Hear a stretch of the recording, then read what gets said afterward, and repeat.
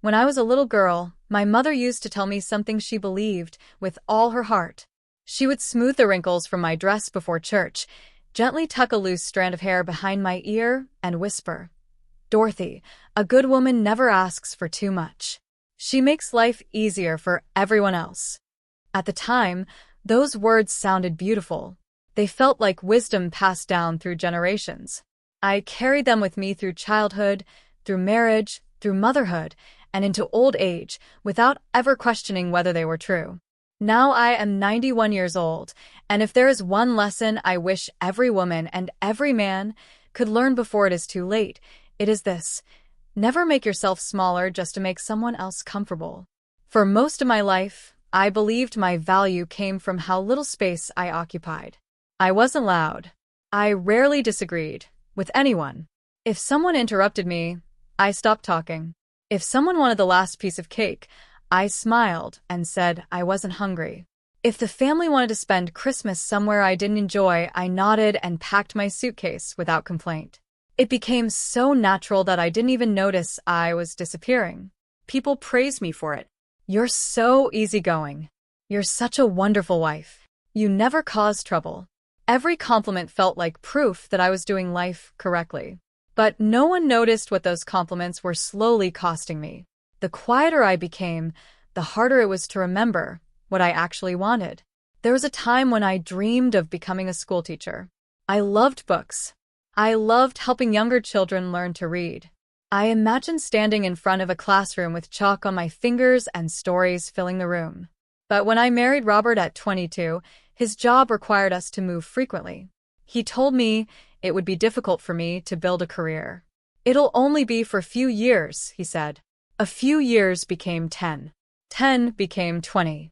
Before I realized it, I had grown old waiting for a better time that never arrived.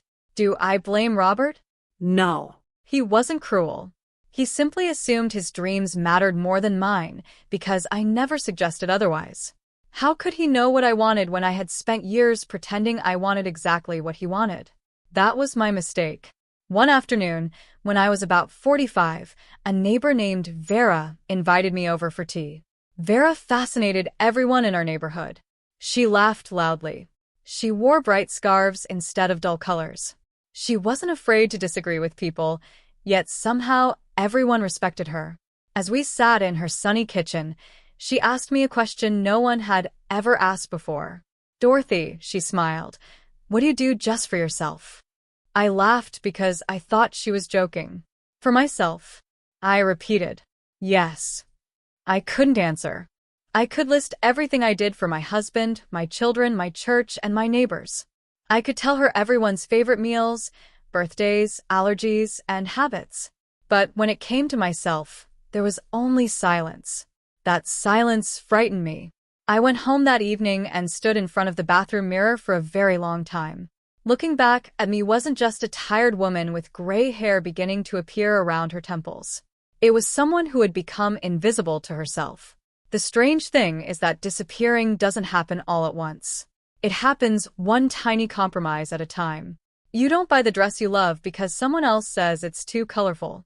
You stop mentioning your favorite music because everyone laughs at it. You stop sharing your opinions because arguments make you uncomfortable. You apologize for asking for help. You apologize for being tired. You apologize for taking up time. Eventually, you begin apologizing simply for existing. I did that for decades. The hardest part wasn't that other people expected it. The hardest part was that I expected it from myself. Then life taught me something unexpected. When my children became adults, they built lives of their own. They moved away. They started families. They visited when they could, but naturally they had responsibilities of their own. One quiet afternoon, I sat alone in my living room surrounded by perfect furniture, polished floors, and a peaceful house. Everything was exactly the way I had worked so hard to make it. And yet I felt empty. I realized I had spent 40 years building a home for everyone except myself. That realization hurt more than I can describe. A few weeks later, Vera knocked on my front door carrying 2 gardening gloves. "I'm planting roses," she said. "Come help me." I almost answered the way I always did. "Oh, I'm too busy." But she looked at me and smiled. No, you're not. She was right. That afternoon, we planted roses together. My knees ached. Dirt covered my hands. We laughed like little girls every time a gust of wind blew soil into our faces. When we finished, Vera looked at me and said something I have never forgotten. You know, Dorothy, flowers don't apologize for blooming. I laughed then, but those words stayed with me. Flowers don't ask permission to be beautiful. Birds don't apologize for singing. The sun doesn't apologize for rising. Only people convince themselves they must become smaller to deserve love. As the years passed, I slowly began changing. The first time I said, "No, I can't do that today," I felt guilty for hours. The first time I ordered what I actually wanted at a restaurant instead of what everyone else suggested, my heart raced like I had committed a crime. The first time I admitted I was tired and needed to rest, I expected criticism. Instead, nothing terrible happened. The world kept turning. People adjusted. Some were surprised, but most accepted it without much thought. That was when I discovered something remarkable. The people who truly loved me didn't love the version of me that sacrificed everything. They loved me even more when I was honest. My daughter once hugged me after I finally shared how overwhelmed I had been for years. She whispered, "Mom, I wish you had told us sooner. We never wanted you to carry everything alone." I cried that day, not because I was sad, but because I realized how many years I had spent protecting everyone from feelings they never expected me to hide. Looking back now, I don't regret loving my family. Love is never the mistake. The mistake is believing that love requires you to erase yourself. Real love makes room for both people. Real kindness includes kindness toward yourself. Real strength is not endless sacrifice. It is having the courage to say, "This matters to me, too." If you are over 70, let me tell you something I wish someone had told me decades ago. You have already spent enough years proving your goodness. You do not have to shrink your voice. You do not have to apologize for your needs. You do not have to make yourself invisible so others can shine. You have earned the right to speak honestly, to laugh loudly, to wear bright colors if you wish, to rest without guilt, to ask for help, and to choose joy without asking anyone's permission. Because one day, when you look back over your life, you won't remember every meal you cooked or every argument you avoided. You'll remember whether you truly lived as yourself. And believe me, after 91 years, there is no greater tragedy than reaching the end of your life only to realize you spent it trying to become someone smaller than you were always meant to be. After my husband died, people often told me that time would heal everything. They said it kindly, with gentle smiles and soft voices, believing those words would comfort me. I nodded every time, thanked them for their concern, and closed the front door behind them. But once the house became quiet again, I would sit in the same worn-out armchair by the window and wait for a sound that would never come. I waited for Robert's footsteps in the hallway. I waited for his familiar whistle as he walked in from the garden. I waited for the creak of the kitchen floorboards that always announced he was making himself a cup of coffee. Of course, none of those sounds ever came. Yet every single day, my heart expected them. For more than 3 years, I stopped living in the present. My body remained in my little white house on Maple Street, but my mind lived somewhere years behind me. Every room became a museum of memories. His coat still hung beside the front door because I couldn't bear to move it. His favorite mug stayed exactly where he had left it. Even the newspaper subscription continued for months because I couldn't bring myself to cancel something that had once belonged to him. I believed I was honoring his memory. Now I understand I was imprisoning myself inside it. Every morning followed the same routine. I woke up before sunrise, made 2 cups of coffee out of habit, stared at the empty chair across the kitchen table, then poured 1 untouched cup down the sink. At first, that little ritual made me feel close to him. But as the months turned into years, it became a reminder that I was refusing to accept the life that still waited for me. People think grief is loud. Sometimes it is. Sometimes grief is simply repeating yesterday over and over until tomorrow stops existing. My children worried about me. They called often, inviting me to spend weekends with their families. They encouraged me to join community groups, church gatherings, or neighborhood dinners.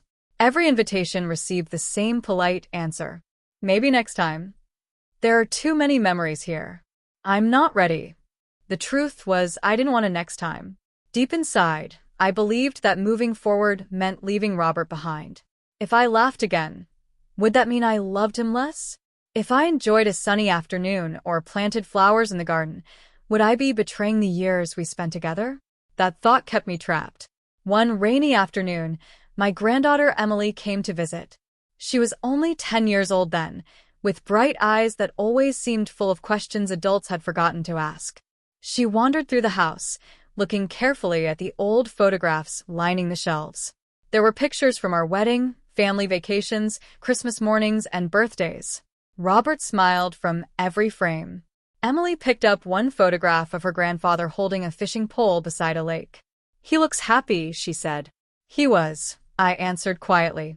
Then she asked me something that completely caught me off guard. "Grandma, if Grandpa loved you so much, do you think he'd want you to be sad forever?" Children have a remarkable way of finding the one question adults spend years avoiding. I didn't answer immediately. Instead, I looked at the photograph in my hands. Robert wasn't looking at the camera. He was looking at me. The smile on his face wasn't asking me to stop living. It never had. That evening, after Emily went home, I sat alone in the living room until darkness filled every corner of the house. For the first time since Robert's death, I realized something I had never considered before. The memories weren't hurting me. My refusal to create new ones was. The following morning, something unexpected happened. As I opened the curtains, I noticed a tiny bird perched on the old wooden fence outside my kitchen window. It hopped from one post to another, singing as if the whole world belonged to it. That little bird knew nothing about my loss. It didn't know my husband had died. It didn't know my heart had been broken. It simply welcomed another sunrise.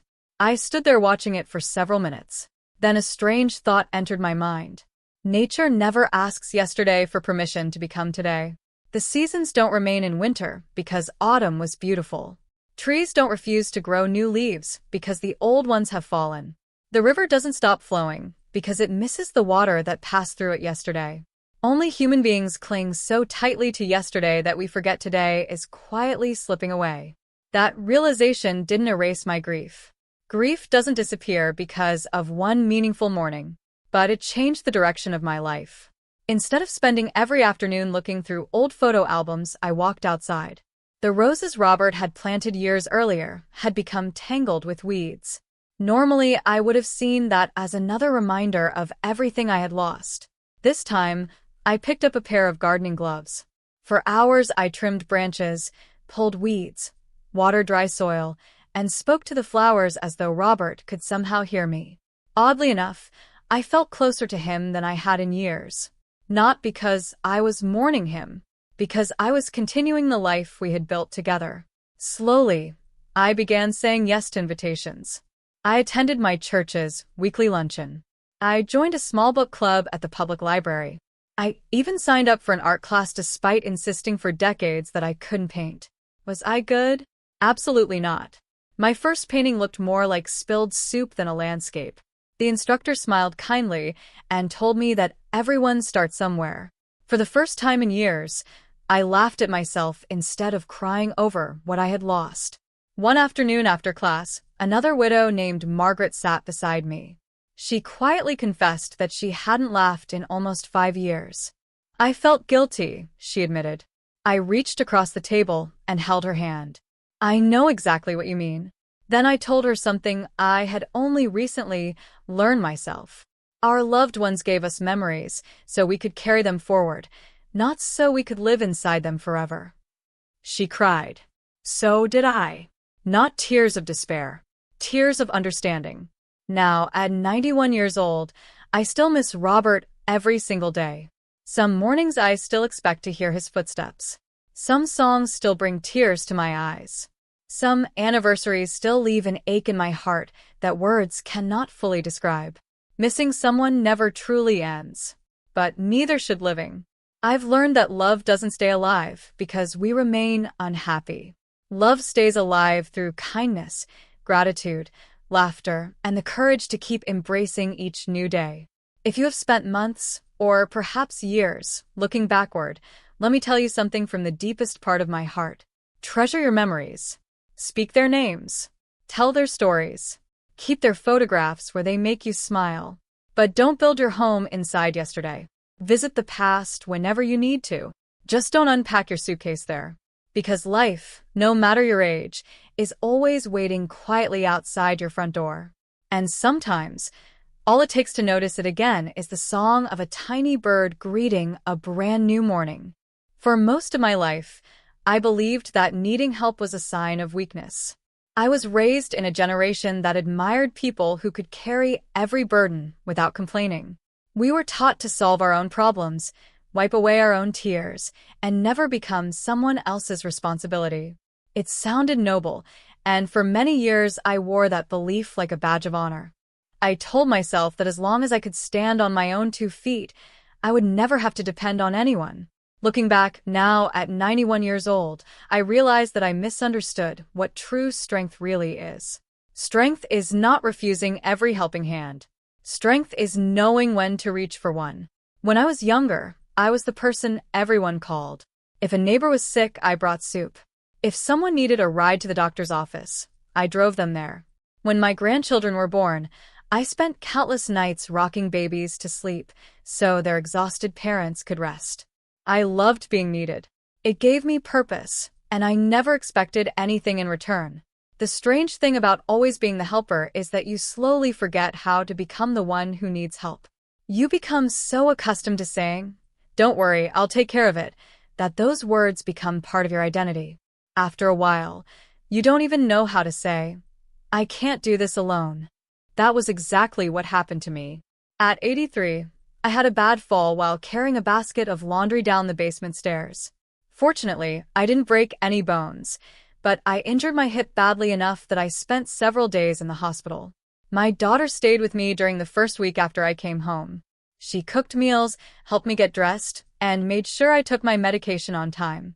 I appreciated everything she did, but inside I felt ashamed. Every time she tied my shoes or reached for something on a high shelf, I silently apologized for becoming a burden. When she returned to her own home, I insisted I would be perfectly fine. "I can manage," I said with confidence. The truth was I couldn't. The first evening alone was one of the longest nights of my life.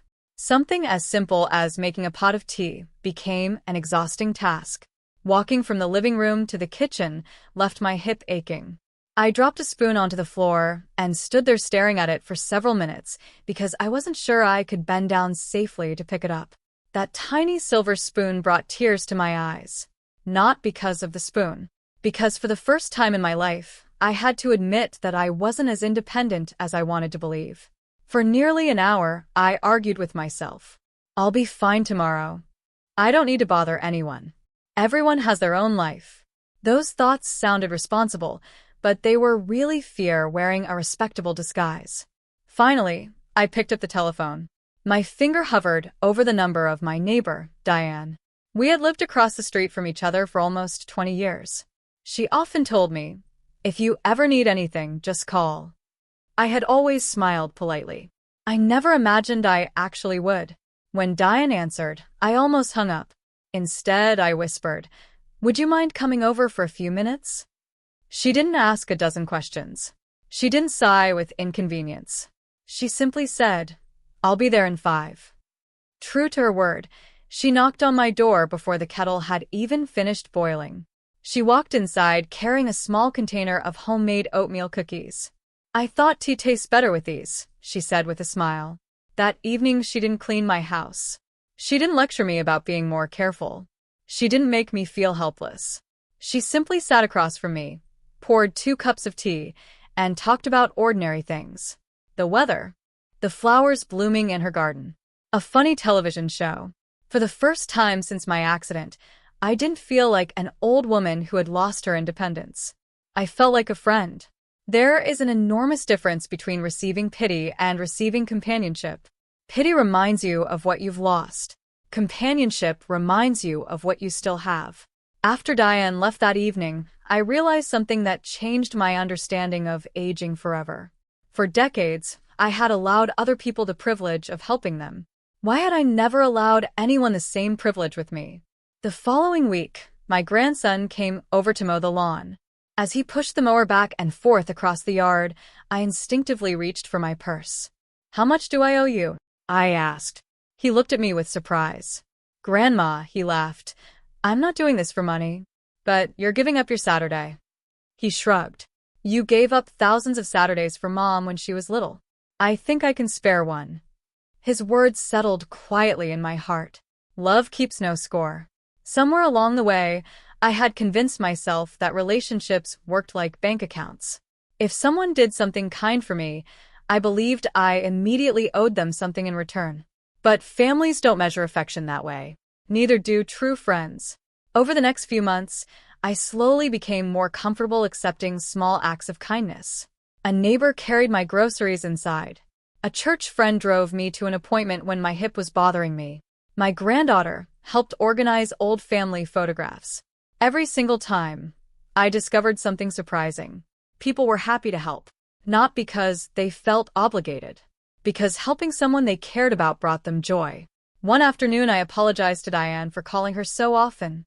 She smiled and gently shook her head. "Dorothy," she said, "you spent years baking pies for everyone on the street. Did you ever think we kept accepting them because we wanted free dessert?" I laughed. "No. We accepted them because they came from someone we loved." Then she looked me straight in the eyes. "Let's bring you soup for the same reason." I have never forgotten those words. Sometimes we rob people of the chance to express their love because we are too proud to receive it. That is not independence. That is loneliness disguised as strength. As we grow older, our bodies naturally slow down. We may need someone to change a light bulb, shovel snow, drive us to the doctor, or simply sit with us on a quiet afternoon. There's no shame in that. The strongest trees in the forest are supported by deep networks of roots beneath the ground. They survive storms not because they stand alone, but because they are connected to everything around them. Human beings are no different. We were never designed to walk through life entirely by ourselves. Now, at 91 years old, I still enjoy doing as much as I can on my own. I make my own breakfast. I water my flowers.